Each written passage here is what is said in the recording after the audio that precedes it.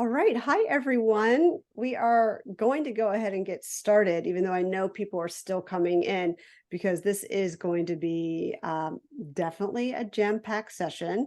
Um, Gabby, definitely feel free to monitor your emails or monitor anything in case anyone's having trouble getting in. Um, but I know it's Friday. Everyone's like ready to rock and roll. I've got Dana here ready to go. I've got sales expert Allison Davis ready to go. I know you're going to be so excited to hear what Dana has to say. I'm personally very excited because this is a topic that is so specific and it's actually Dana's expertise. So not only are you getting a very specific topic today, but you're going to get it from the expert on the topic. And I love it so much because it's a topic that impacts every single member of the upside. There is no one in the upside who this does not apply to. It is absolutely universal for all of you. So that makes it even more exciting for me. So I've had this one on my mind for a long time. Before we get started, we have a lot to do today. I'm going to introduce Dana because not everyone knows Dana. So Dana Owens is a copywriter who niched 4 years ago into writing case studies for service-based businesses in any industry. Her ultimate mission is to help companies set up a comprehensive strategy that leverages their client success through tracking and measuring the results they want their work to be known for, identify the best client successes to share, and incorporate them strategically into their sales and marketing processes to attract more warm leads and close more sales. She also conducts juicy customer interviews that help business owners get more strategic with their social proof overall and gain more clarity about their businesses.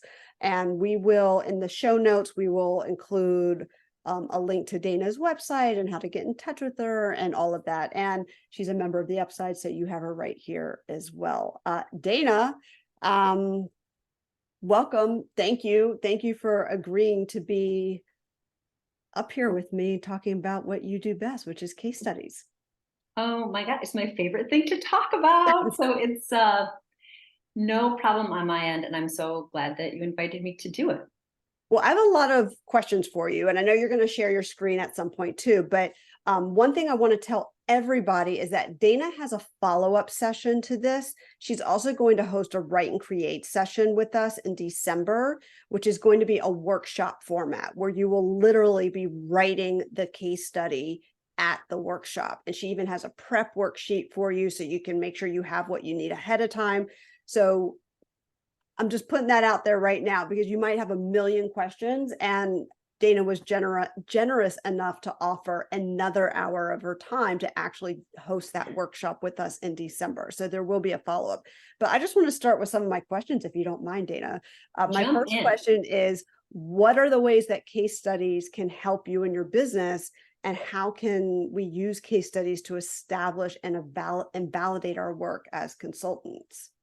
Well, before we get into that, is it okay if I realized in this last week or two that I have been taking it for granted that most people really understand what case studies are. I actually I got an email from a sales enablement coach, which I would, of course she knows what case studies are, but she saw my samples and said, these are the best samples that I've ever seen for case studies. And it shocked me because I thought, oh, like maybe I'm taking it for granted that people really understand what case studies are because there's so many different formats of them and notions of what they are. So would you mind if we just started with what it is? Yes. What Okay, is a case study in your opinion? so I get asked a lot, what is the real difference between a testimonial and a case study?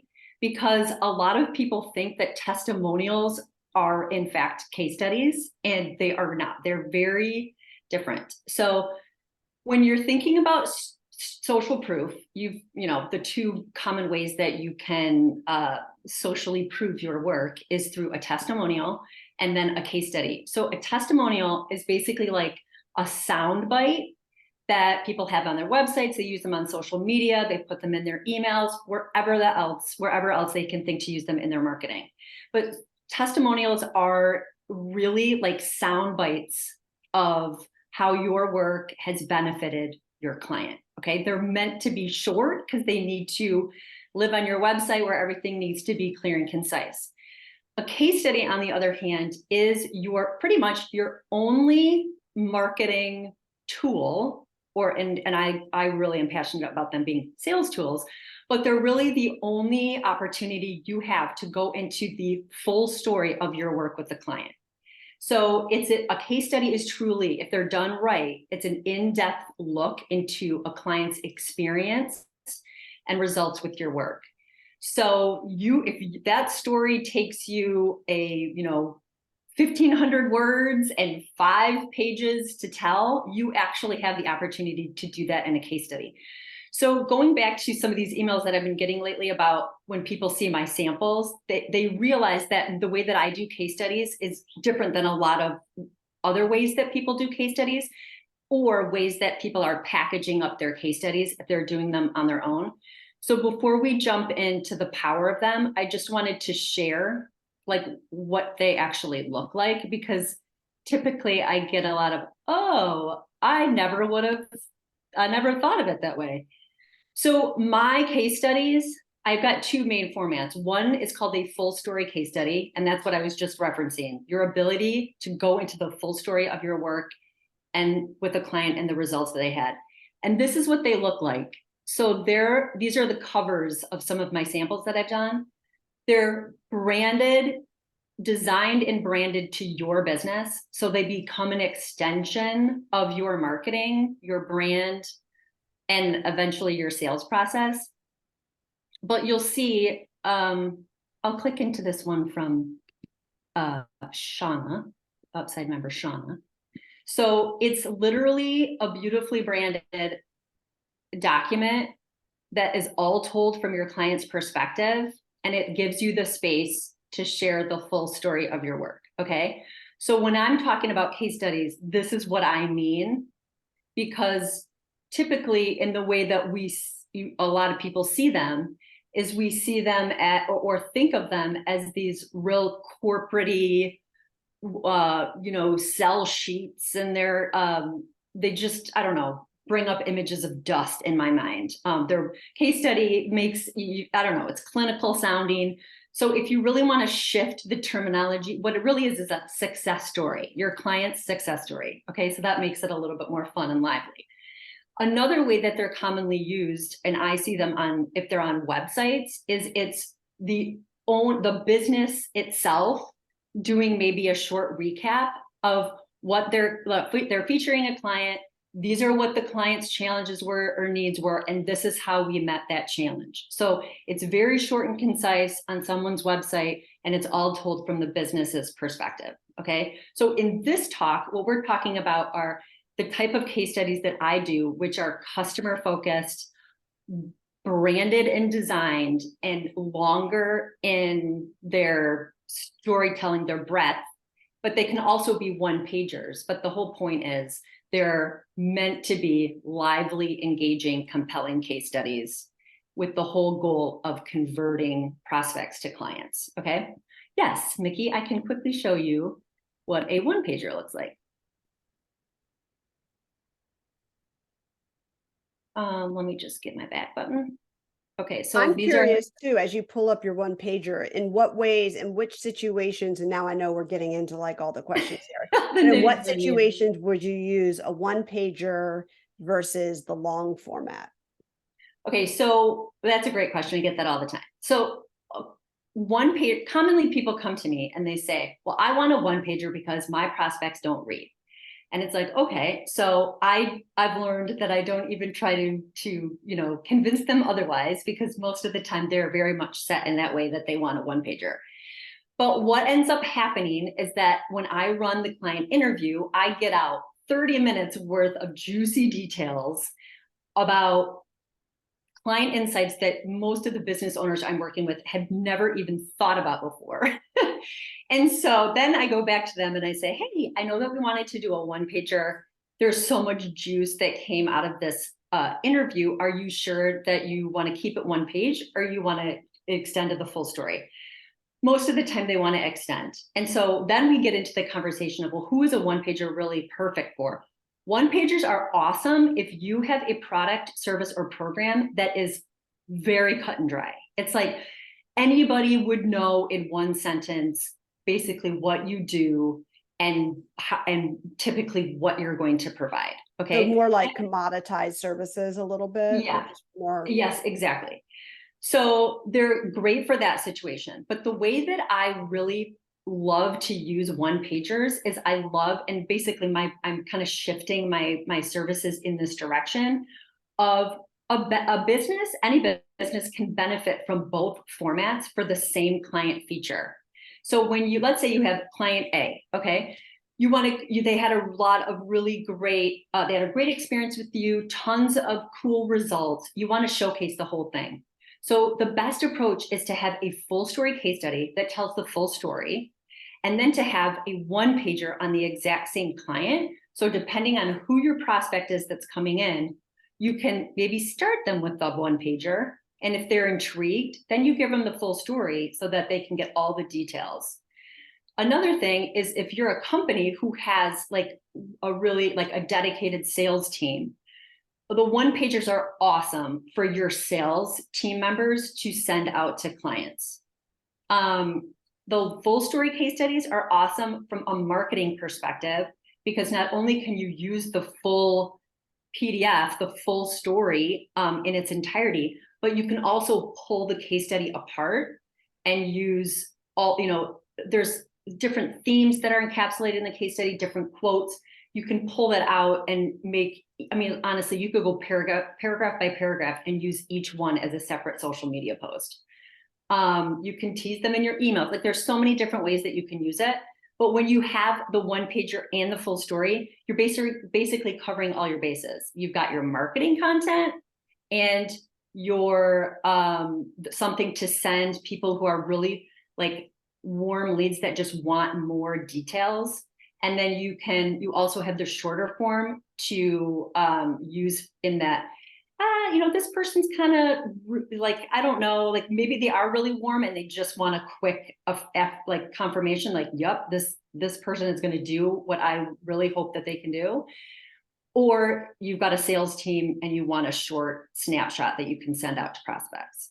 Well, I don't know about everybody else, but I'm actually curious about right now, looking at some of these and really going through the anatomy of what makes a great case study. Okay, so let's pull up a one pager. Which features, like what makes these specifically so compelling and persuasive? Yeah. Okay, so let's start with a one pager. This is a one pager that I did for Sam Baker, who I think is here, e-commerce consultant extraordinaire and one of my favorite clients ever. We did a one pager for her on one of her biggest clients, Kendo Brands.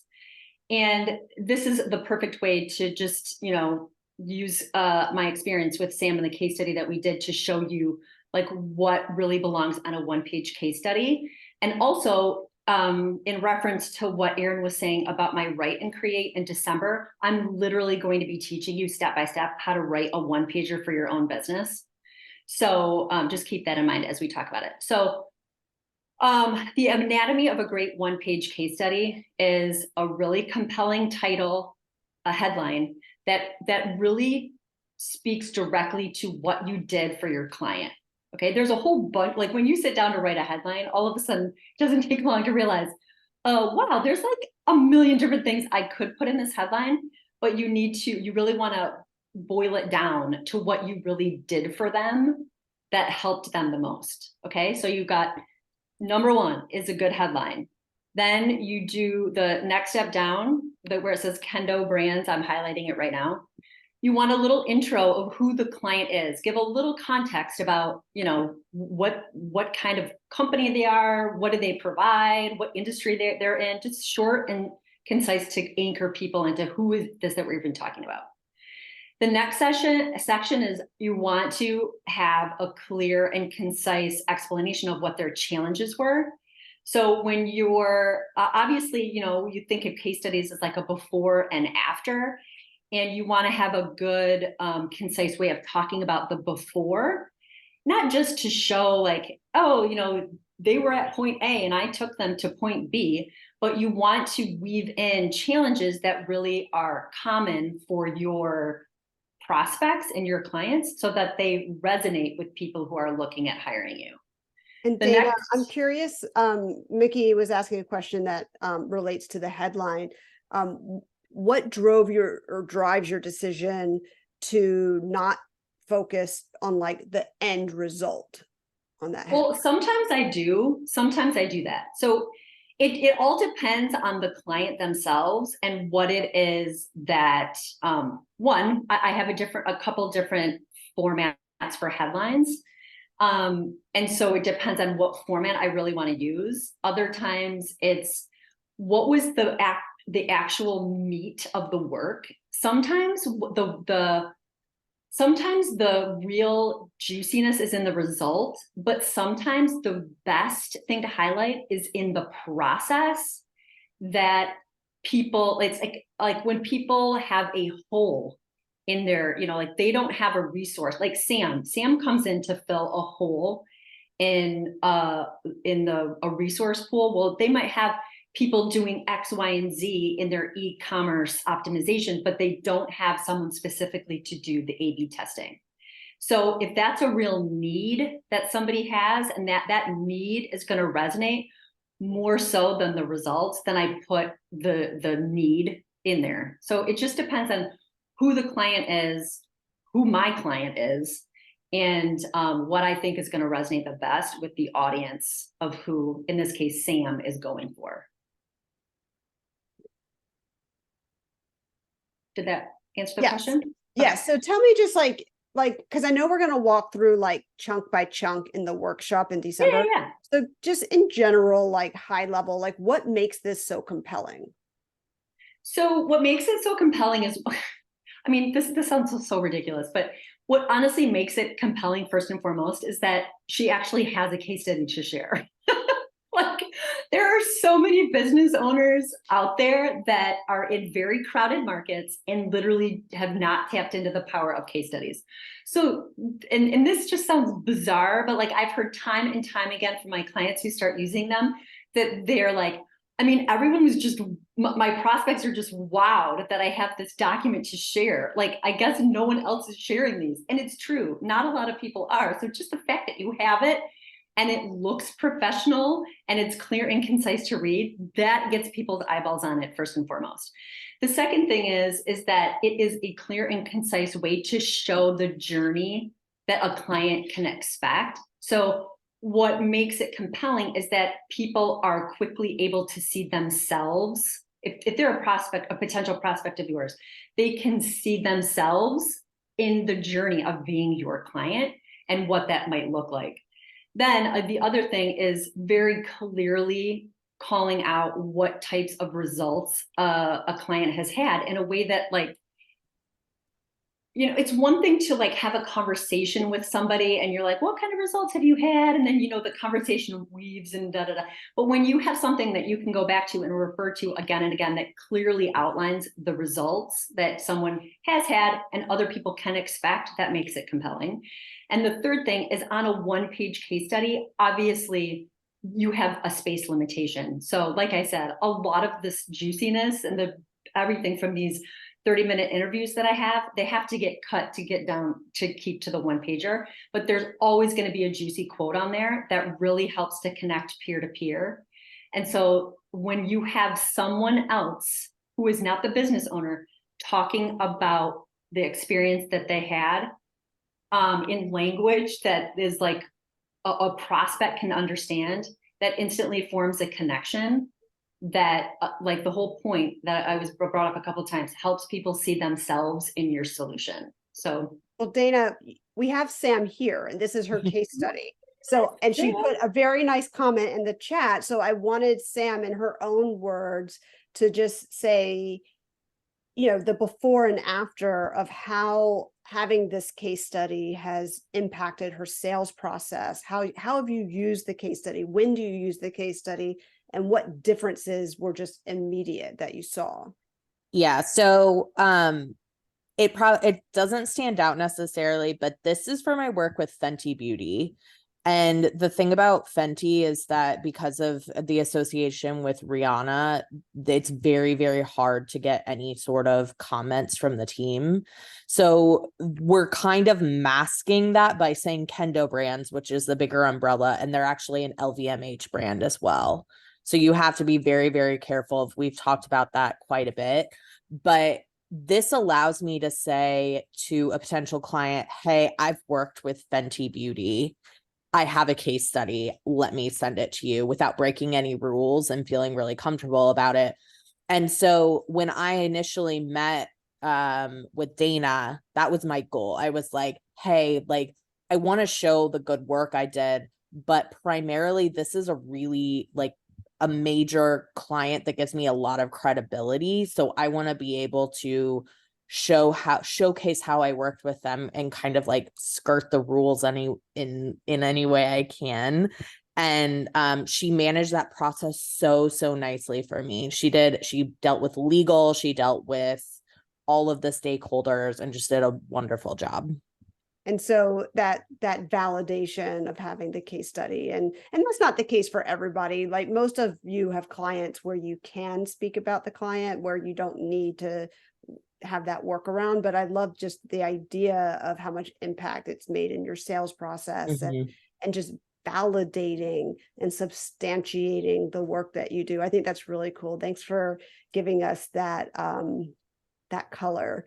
Thank you, Yeah. Sam. And Thanks, Dana. Dana. And Dana, Yeah, I'm my going to ask pleasure. you now, what makes a bad case study? Okay, well, I've got a lot of opinions on this, but first I of want to all, hear them all. well, first of all, I will say that case studies are definitely still one of those untapped areas in sales and marketing. And so even if it's a bad case study, I'm still so happy that the case study is out in existence, and like a business is making the steps to even use it, because that's like one step up from a lot of companies. But what really makes them, in my opinion, bad and boring is, like I was saying, when you're using a lot of corporate jargon, they're like these old-timey, dusty, like I don't know, just dull and boring, like sell sheets that people used in days of yore. Like there's no reason that case studies need to be formatted, used, or like portrayed in that way. Another thing that I mean, this doesn't make them bad, but what makes them less effective is when a business is creating case studies from their perspective, when you easily have the option to create case studies from your client's perspective. So whenever I'm, for the companies that are, a lot of them are like, oh, we need case studies. And then they'll like have an internal writer, like write up like detail. Here was our client. This is what we did. And they experienced X, Y, and Z, but it's all told from their perspective. It's so much more effective and powerful to have your client do this talking for you. And that involves having the client interview, writing the case study from the client's perspective, including a lot of juicy quotes. And yeah, so I would say the two biggest things are making them super corporate, jargony, and overly technical or just dull. And the second one is telling the case studies from your perspective as the business owner and not from your clients. Thanks, Dana. So what makes it a sales tool? So when should you use the case studies in the sales and marketing process? And Okay, where? so the biggest passion that I've developed as I've been niched into case studies now for about 4+ years. And at first, when I started, it was like, I just want to create the case studies because I had been a copywriter for so long, and I had started to shift into really wanting to write web copy that was more focused on results. And so I started to ask clients like, oh, hey, I really want to focus on your results here. Can you share with me like everything that you have about your results. And so few of them had done anything intentional to really gather good stats, feedback, results. And so that's how this whole passion came about, because I was like, everybody needs to be gathering and showcasing the results more, and I'm going to be the person to do it. So that's where I started. But then as the years have gone on, I realized that the biggest temptation that people have when they actually get a case study is they're like, oh, I'm going to put it on my website and I'm just going to hope that people find it.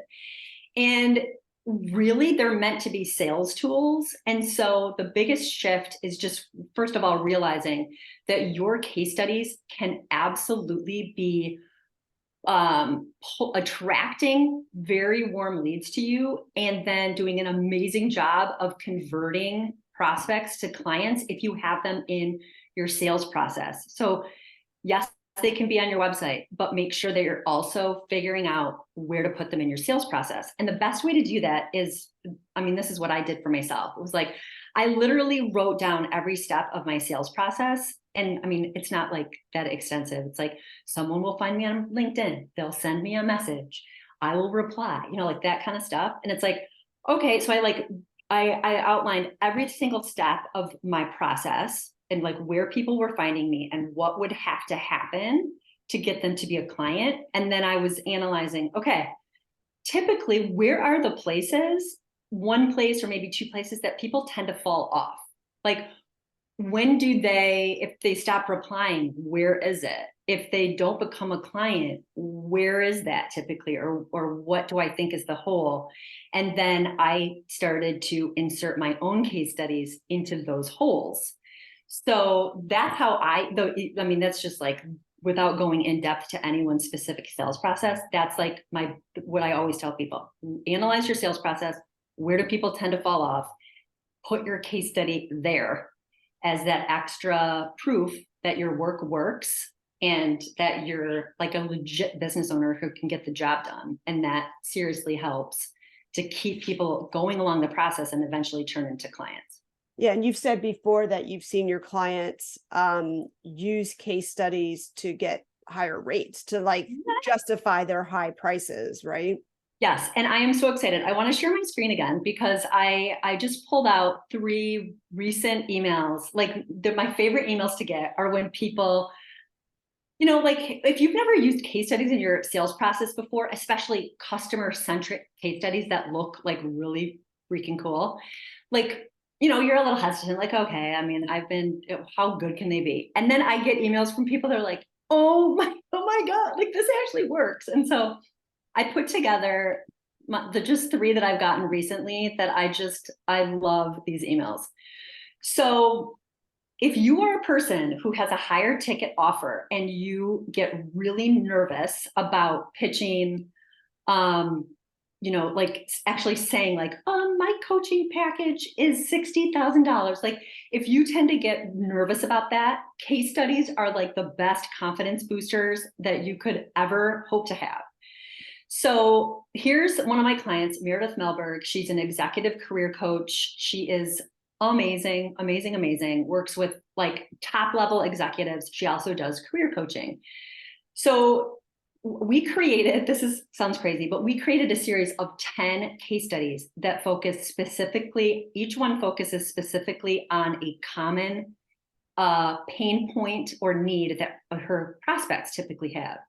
And so what she does with her case studies is she, when she's talking with a new prospect, she's listening. What is the need?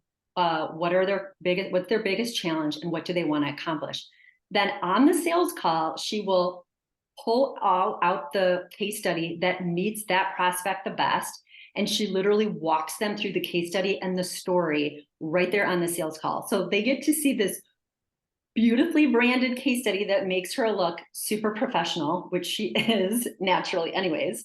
But then they get to hear the story of how she's helped someone. So she sent me this message. She was like, I just did a Loom video walking through one of the case studies with a prospective client, and she closed 15 minutes later. She was like so shocked and so excited. And for her, at the level that she's at as a coach, one client for her is anywhere from 10K all the way up to 100K plus. Like she easily makes $1 million in revenue a year.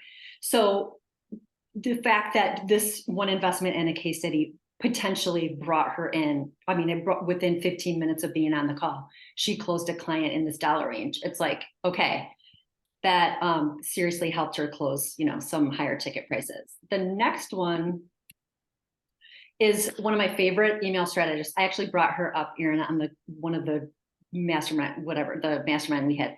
But her name is Iman Ismail. She's an email strategist and a copywriter. And this copywriter used to be working for $45 an hour, okay, or 45 pounds an hour. And so she sent me this email. Now we've done 3 case studies, but this is what she sent me after the first one we did. So she uses them, her case study, case studies, before, during, or after sales calls, depending on kind of where people need that proof and the validation that she's legit. So she uses them. She loves to use them on her sales calls specifically, but she said, she emailed me, I can't think of one person who hasn't come back and said yes, even if it's above budget. I had one prospect whose budget was $4K to $6K, and she ended up signing on a $16K project. Having the case studies gives me more confidence on sales calls, and I think it helps people who are thinking of hiring me feel more confident as well. And so, like I was saying, for anybody who is like gets nervous about quoting, saying their prices, she used to be this way too. And the fact that when you have this thing behind you that you know validates that your work works, it helps you so much just confidently quote higher prices. So her copy projects now remember, she used to work for 45 pounds an hour. Her copy projects are consistent. They consistently average 15K in revenue, which is like insane. And then the last one that I just got this message like a week ago, and I just shared it on LinkedIn. Her name's Marcy Rader. She's a business productivity consultant. She loves to include her case studies in emails to prospects. And also anytime she's sending a proposal, she's got a proposal, whoop, she just whips in the most appropriate case study and sends it as a package. And so she got an email from her prospect who said, I'd like to share with the rest of my company. I would like to share you with the rest of my company. I would like us to have a similar experience as the Cook Wealth case study you shared. Next month, we'll be submitting items for our 2024 budget, and I'd like to submit you. Can you provide me with a quote? Okay. So her consulting packages, they can range anywhere from 10K all the way up to her highest one is $160,000. So this case study did exactly what it was supposed to do. Is it help? And this prospect stated it right in the email.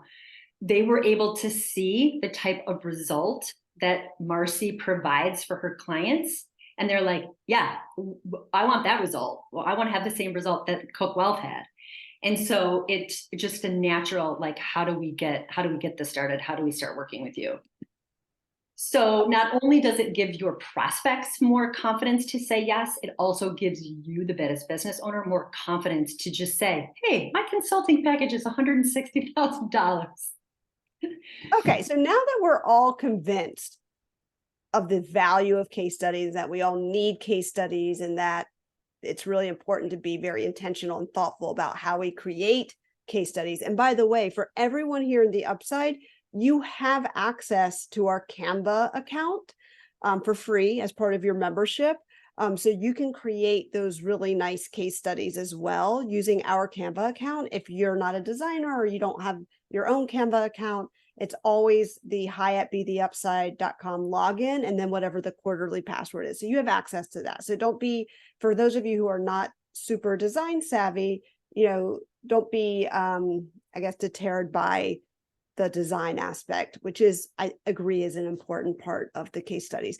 So now that we know how important they are, now that we're all convinced of the impact that they make and that everyone needs them and that they will move the needle, let's talk about the next step. How do we choose the clients to feature in case studies? Yeah. Okay. So this is a process in itself for sure, because often people think, oh, I just want to make a case study on everybody who's had a positive result, or that they somehow need to do that. And that is not true. You can have a huge impact with just one very strategically chosen case study. So if you're like, okay, like I either don't have any case studies in play right now and I want to get started, who do I start with? Or you're like, I have some case studies, but I've not strategically really thought about who I'm featuring. These are some questions to really ask yourself. So number one is you want to make sure that the client or clients that you're going to feature are actually clients that you want to attract more of. And you would think this should go without saying, but sometimes the clients they've had the best results, like the most exciting results, sometimes they were absolute nightmare clients. So you can tell that story, but maybe it's like in telling the story, you're going to attract more clients like them that you might not want to work with. So first, make sure that they're actually a client you want to attract more of. Second is really think about your business goals and your revenue goals. Maybe you have a particular program or service that if you could just strategically tell the stories of how your clients have had wins inside those programs, you could dramatically increase the participation in that program, sell a whole bunch of, not even a whole bunch, or maybe just a few key services that could really increase your bottom line. So you want to make sure that you're creating case studies on actual services and programs that are going to help you meet your business goals. Next is think about the clients that, like, if you've got a particular service or program in mind that you want to feature, think about clients who have not only had maybe a great result, but had results that really were what you designed the service or program to create. And also maybe had a range of results. So it's one thing to have like a tangible result.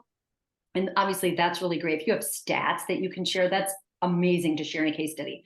But also just as powerful are those clients who have had those intangible results. Like there are some clients who maybe they were inside of a program and they didn't see any tangible results like right off the bat when the program ended or inside of the program, but they had the most epic mindset shifts that eventually led to a whole bunch of other things. Don't discredit them just because they had an intangible result. So you want to think about what's the range. Can I show people that maybe had tangible results, but also had some of these key intangible results? And then the last thing is are there people that really show the range of something in your business? Maybe you tend to attract 3 different client groups. It would be awesome to have a case study that spoke specifically to each client group, because the more specific you can get with your case studies, the better off they're going to be. Or maybe you have 3, I'm just using 3 as like a, any number. Maybe you have 2 or 3 different key challenges that people tend to come to you with. Think about people who you can create case studies on that really showcase those specific challenges and how you help to address them. But those are like the 4 main criteria that I really kind of talk people through when I'm helping them select their case study features. Yeah, so something you said that I just want to repeat because I think it's super, super important. One thing I've learned over the years is that clients' mentality is if you did it for them and that company is just like my company, you can do it for me. They tend to be apples to apples in the way they see things and think. So Dana made a really good point to create case studies around the types of clients that you want to work with, both in industry, size. If you show a $100 million revenue company a case study of a $100,000 startup that you did, they will not see themselves in that at all. So just keep that in mind. They will continue to put you in that category. It's like they just can only see apples to apples. They cannot see it any other way. I have learned in the past. It's very difficult. So I have a 2-part question for you, which is, what's the best way to ask and approach clients when you're trying to ask, you want to get them on the phone, you want to, so what's the best way to ask clients for the info that you need for the case studies? And what would be, I'd say, your top 3 questions to ask clients to get that juicy info that that we need for our case studies. Okay. So, but first of all, before I start, there's a, I don't know where the link is, but there's a free resource that I provided that literally gives you the email template that I use and give to my clients to use that helps them ask people to participate in case studies. So look for that. And then another resource in there is my favorite 7 questions to ask when I'm interviewing clients. But I found that, so first of all, when people are like, oh, I really want to use case studies and I need to ask like a couple clients to participate, and I just feel so awkward, and like they just keep avoiding doing it because they don't want to ask. And it is kind of awkward, but I have found from my experience with so many clients now who are asking their clients, or asking me questions about how to ask their clients, 99.9% of the time, your clients want to participate. Like, you're obviously asking clients who have had a great experience, right? Like, you're not asking clients to participate who have had a crappy experience. So if they've had a great experience, they are feeling good, and they, by and large, want to participate, to share the experience that they've had, and also to help you because you've helped them and now they want to help you. So my tips when reaching out is just, one, compliment them and say, hey, like, first of all, be honest about what you're doing. Like, I'm really trying to incorporate more client stories and case studies into my work and into my marketing. And I'm just running through my list of clients who I've loved working with. You are definitely one of those people. And then, tell them about why, like, what specifically happened during their client engagement, or what did you love about your work together that made you choose them? And then just, ask them, would you be willing to participate in a case study for my business and in my marketing? That's literally all that you need to do. But then to really get the best juicy insights and, potential stats and all of those quotes and good things about their experience, the number one thing is it is so tempting to just want to write, like I said before, write up a case study from your perspective about what the client experience was and what their results were. But it is so much more compelling and truly beneficial to you as a business owner to ask if they'd be willing to just get on a 20-minute call so that you could ask them some questions about their work. And so that is going to give, if you want to do the do-it-yourself case study route, taking the 20 minutes to get on a Zoom or a phone call with your client is by far the best thing that you can do. And so here are just my 3 questions to ask. Like, instead of thinking about it as like a formal interview, think about it as you're just encouraging them to tell you the story of your work together. Okay. That like instantly takes it down to like, we're just 2 friends chatting, over a cup of coffee on Zoom. So if I had to give you just 3 questions to ask, and like I said, the full 7 that I love are in this free resource. Ask them a question about the beginning of their story. What were the challenges that you were experiencing in your life or business that led you to want to work with me? The second one is about the during, the middle of the story. And this is one area that a lot of people tend to skip over because they're like, oh, this is a before and after. Let's talk about the before and then let's talk about the after. So they don't spend a whole lot of time asking questions about the middle, which is basically all of how they experienced and resonated with your particular approach, program, or service. That's where you learn a lot of great insights about your work, what benefited them, and then also how you can improve it. So definitely ask one question about the middle. And my favorite one is, what portions of my process or my program or my service resonated with you the most and why? So that's going to get you, like I said, those insights about your actual offering. And then the third one that I'd say is ask them a question about the end. And instead of just saying, so what are the results that you've had? Like, obviously you want to hear about their results, but ask them, what have those results meant for your life or your business? And when you say, what have they meant? That takes people down one level deeper into the emotional level. Not just like, oh, I made an extra 10K this month because of you. I was able to take my kids on the most epic trip to Disney World, and like the smiles on their faces were amazing. Like, that's what you really want to get to, because that's where the storytelling comes, that's where the emotion comes, and that's what really connects peer to peer with your prospects, is getting down one level deeper. Thank you, Dana. We have a few questions that pertain to what we're talking about right now, so I'm just going to pop them in, which is, what about ongoing clients? So let's say you have a retainer client and you're working with them. There's no necessarily end to the project or anything, just an ongoing retainer client. How can you approach that client for a case study? What's the best way? I know what I would think is the best, but I'm curious what you think.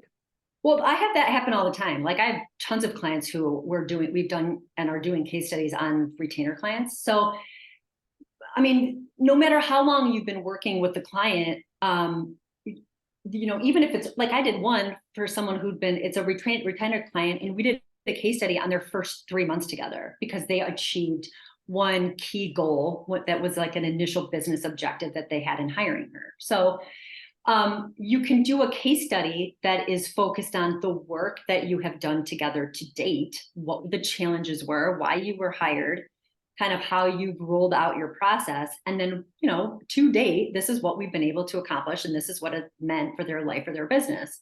But the cool thing about case studies is, especially in the way that they're presented, is they never expire. So as that retainer client continues along with you and the results just keep growing, you just pop right back in the document and you just keep updating. And maybe there's a result that's happened that's juicier than one that you included before, you just swap it out. So I like to think of case studies as living documents that you can always go into and update, and it just gives you another reason to circle back and share it, continue to share it with your network. I think it's also okay to approach a client and say, hey, I'm growing my business, and it would just mean so much to me as we're continuing to work together if I could create a case study on what we've accomplished so far. I think people want you to grow. They want the best for you. They get excited about that. So I think that's a great question. And I could see why that could be awkward. And at the same time, I'm glad that there's a solution. So the other question that has to do with this topic is, if you're working with a big team versus one individual, how do you find which person to approach for it? Well, I've definitely been in that situation many a time. And so there's usually one or two main points of contact.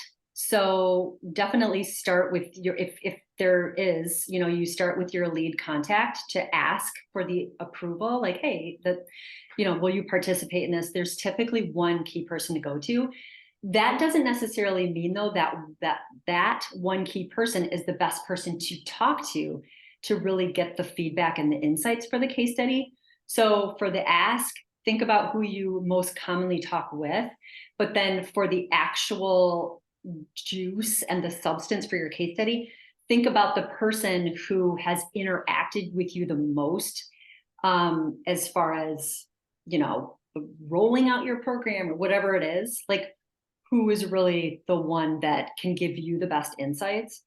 Also, like, I've done so many case studies for clients where it's like they want me to talk to 3 or more people on an interview. And you can do that too, because sometimes there's like I'm doing one right now where it's like I'm talking to 2 people. One person is like the creative brain and like super vibrant and like has all of these like vivid language about how they experienced this person's service, and the other one is the business mind, and so they're the one that can very much speak to the business results that they've seen. And of course, I want to incorporate both of those perspectives, so I'm not going to say we can only choose one person. Like, no, I'm talking to both of those people, and I'm going to incorporate both of those people into the case study, just to make it a well-rounded story. So that's okay too if you have to talk to more than one person.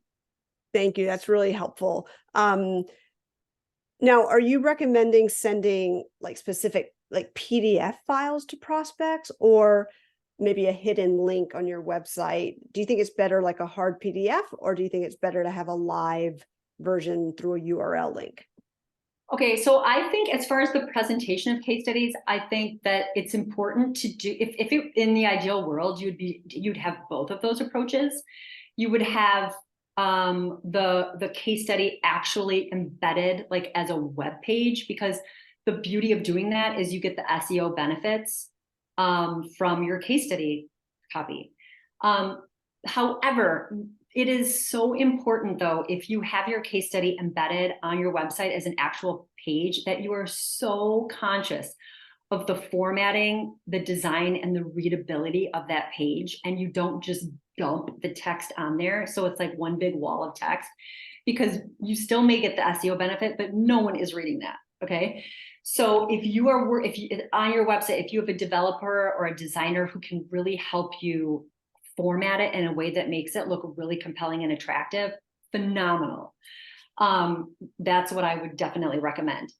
I always make sure that my clients have the designed PDFs, because that no matter what happens on your website, you still have this, I control the design and the formatting, and I make sure that the readability is A+. So that allows you to have a tool to send that you know is going to be in the best format possible. But you can't go wrong with either way. I mean, like I said, if I had it my ideal way, you'd have both the PDF and then a live version on your website. Awesome. And then what's your advice for creating case studies with clients who will have strong results in the short term, but even better results once they've had 6 months to a year to implement their new sales strategies? Right. Well, that's for Allison Davis, because she's doing sales strategies. So that's very specific. But Yeah. but even better results once they've had 6 months to a year to implement the work you've done with them. Well, there's two common questions that I get almost, I mean, not from everyone, but from a huge portion of people who reach out to me inquiring about case studies. The number one question is, I don't have any stats. I am a service provider and I can't really track my work. So does that mean case studies aren't for me? No, that is not what it means at all. Experiential case studies are still hugely powerful. Having case studies is powerful no matter what story you have to tell. But the second biggest question I get is, am I ready for a case study? And it's typically that I don't know if it's been long enough, or we just wrapped our project, or blah, blah.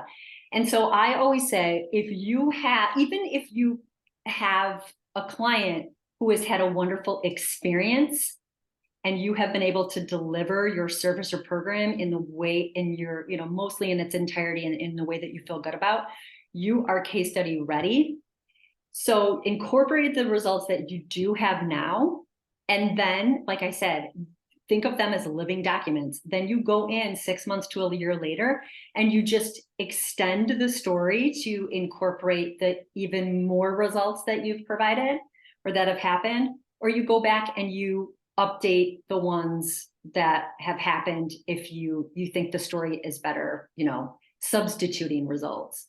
But there's no, if you've got results to share, you're ready for a case study. Because why keep the power of what they could do from you? Why keep yourself from experiencing that in your business? Okay, we have a lightning round. Does it ever make sense to create a case study about the work you did in a former full-time position, and how far back is it okay to go?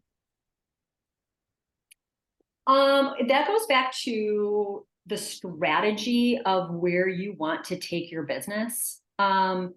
If it helps you to showcase the work that you do with the client, and it fits right into the type of clients that you want to attract as your own consultant or as your own business owner, then it's definitely something to consider and potentially do. And honestly, I mean, if we were talking about this 2 months ago, I probably would say like, oh, I wouldn't go back more than 3 years. But I just did a case study series for a leadership development consultant. And one of the clients that we featured, she hadn't worked with in 8 years. And I was like, how's this interview going to go? She spoke to every single detail about their work together like they just wrapped yesterday. It was like one of the best case studies I've ever written, or one of the best interview conversations I've ever had. And it was perfectly fine that they hadn't worked together in 8 years. I mean, we incorporated that information in the case study, so nobody thought this was a client that she just wrapped with last month. But I would say if the person that you want to feature and hopefully talk to, if they can still speak to the value of your work and it's been a couple of years, totally fine. Like, go for it. All right, Dana, we have one more question. It's like I need 30-second answer. Okay. Okay, got Is it. there ever pushback about engagement due to length? Like for like Shauna's case study, that long form style, is there ever pushback about engagement due to the length? Well, that's one no, not that I've ever heard. And that's also the benefit of doing the two format approach, having on the one client, having the longer form case study for those people who want to read, want more details to make a decision, especially if you're talking about parting with $10,000, $20,000 and up. You want to have most people want to have a tool where they can really dig in and see, is this going to be worth it? But then also you've got the one page format for that exact reason. If you're worried about the length, you got the one pager in a snapshot to send. Awesome. Dana, I know that it was so hard for you to pack all of this in to less than 1 hour. So I very much appreciate it. And I doubly appreciate that you're going to do a follow-up workshop in December. So everyone look out for that. That's under our visibility lab with Ida. It's a write and create workshop. It's very tactical, very hands-on. It's like block by block. She's going to give you some prep work to do, and then you're going to walk away with your case study. Dana has given us so much for all of you. So this will all be in the replay, but just a heads up, you're going to get the free download that she set up for you with top 3 case study resources, including the email template she uses to get client buy-in for a case study, her favorite interview questions to ask clients, and top 5 ways to use case studies in your sales and marketing. So you have access to that. I also included another thing that I thought was a huge win, which was the link on her website where she showcases very generously all these case studies that she's written. I think that's awesome. So I'm going to make that easy for you and just give you that link. And then for those of you who want to work with Dana, because I know some of you are like, oh, I'm like ready to write my case studies. And some of you are like, I'm paralyzed by this whole idea. So for those who want to work with Dana, and this is only for Upside members, so don't share these links when we share it in Circle, because it's just for Upside members. She's offering a discount on 2 of her done for you case study packages. So each package includes the beautifully designed and branded case studies in 2 formats, the long form case study and also that short 1-page case study. And her approach also is going to include the 30-minute interview with your client to get all those juicy insights and testimonial worthy quotes and implementation support to make sure you're using that case study effectively in your business. So she has, for package 1, she's giving everyone a $500 discount, and package 2, a $1,000 discount. I think that is extremely generous. So thank you so much, Dana. You've given everyone these amazing free resources. We have your own case studies, dozens of your case studies that we can look at and benchmark. And for people who actually want to work with you, you've given such a huge discount. And we, of course, have this amazing session also in the bank. So Dana, thank you so much. Gabby, thank you so much for all of your backup and your support in the back end for me. Dana, any final words for anyone who is like revved up, ready to go? I am, if you're revved up and ready to go, I'm so excited for you, because I have just seen, if you use these as the sales tools that they are meant to be, they can literally bring in, like you saw with the 3 clients I featured, like thousands and thousands of dollars of new revenue into your business and new clients. And if you haven't tapped this potential of case studies before, like buckle up, because it can seriously change things for you. Ooh, that gets me excited. I think I have an idea for a sales email for next quarter. So thank you, Dana. I appreciate that. I'm revved up too, and I learned a lot today. Thank you so much, Dana. Thank you, Gabby. And thank you to everyone who attended live, and to anyone who's watching the replay. Thanks for being here. Appreciate it. Have a great rest of your day. Thank you. Bye, everyone. Thank you.